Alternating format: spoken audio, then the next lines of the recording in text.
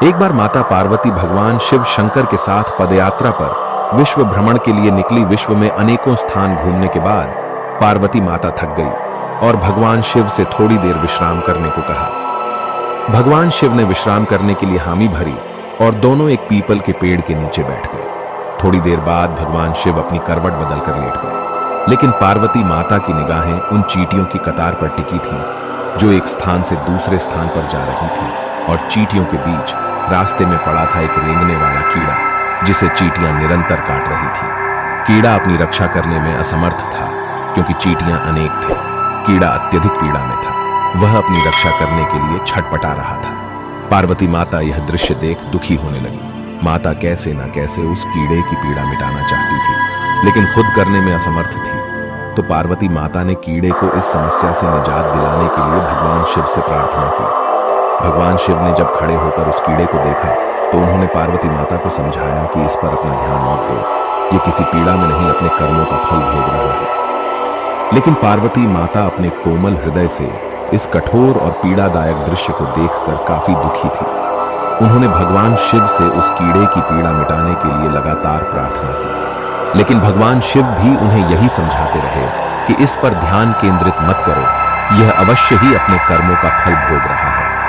भगवान शिव ने इस समस्या से छुटकारा पाने के लिए माता पार्वती को वहां से कहीं दूसरे स्थान पर चलने को कहा ताकि उनका ध्यान वहां से हट सके। लेकिन माता पार्वती ने भी जिद कर रखी थी।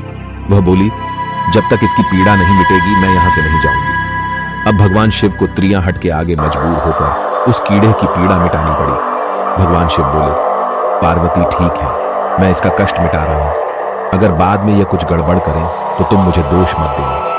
माता पार्वती ने कहा, ठीक है महाराज, पहले आप इसका कष्ट मिटाओ। फिर भगवान शिव ने अपनी शक्तियों से उस कीड़े को, राजा चींटियों को, उसकी प्रजा और उनके लिए एक बहुत ही सुंदर नगरी बना दी जिसमें राजा का आलीशान महल था। अब यहां से उस राजा की वास्तविकता शुरू होती है, जिस कारण उसे एक कीड़े के रूप में पीड़ा मिल रही थी। अब जब सब कुछ बनकर तैयार हो गया था तब भगवान शिव ने राजा से कहा, जो पहले कीड़ा था, भाई अब तू अपना राजपाट संभाल, हम चलते हैं। लेकिन राजा अपने व्यवहार से बड़ा ही घमंडी और एक चरित्रहीन व्यक्ति निकला।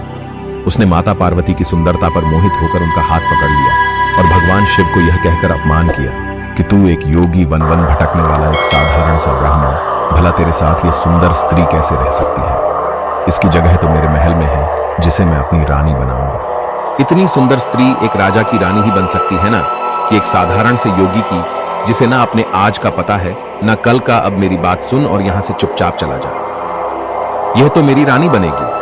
भगवान शिव ने राजा को बहुत समझाने की कोशिश की और बोले, यह मेरी पत्नी है, तू अपना राजपाट संभाल, तुझे हजारों रूपमती मिल जाएंगे। भगवान शिव ने उसे खूब समझाने की कोशिश की, लेकिन राजा अपनी जिद पर अड़िग रहा। तो भगवान शिव ने कहा, ठीक है राजा, तुम इसे अपनी रानी बना लो, मैं चलता हूं। यह बात सुनते ही माता पार्वती भगवान शिव के चरणों में गिर गई और बोली, स्वामी, आप मुझे इस दुविधा में छोड़कर कैसे जा सकते हैं? भगवान शिव बोले, पार्वती, मैंने तुम्हें पहले ही कहा था कि मैं इसका कष्ट मिटा दूंगा, लेकिन बाद में अगर यह कुछ गड़बड़ करता है तो तुम मुझे दोष मत देना। माता पार्वती, हे नाथ, मुझे क्षमा करें जो मैं कर्म सिद्धांत को नहीं पहचान सकी।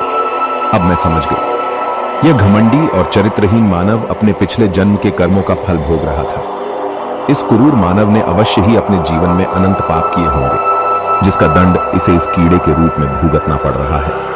भगवान शिव प्रसन्न हुए कि चाहे पार्वती ने जिद करके ही इसका कष्ट मिटाना चाहा, परंतु अब वह कर्म सिद्धांत को समझ चुकी थी। फिर भगवान शिव ने अपनी शक्तियों से परिस्थितियां पहले जैसी कर दी। राजा को वही कीड़ा और प्रजा को वही चींटियां बनाकर उसके कर्म सिद्धांत को उसके हाल पर छोड़ दिया। अब माता पार्वती भी राजी राजी भगवान शिव के साथ अपना भ्रमण पुण्य प्रारंभ करने के लिए चल पड़ी।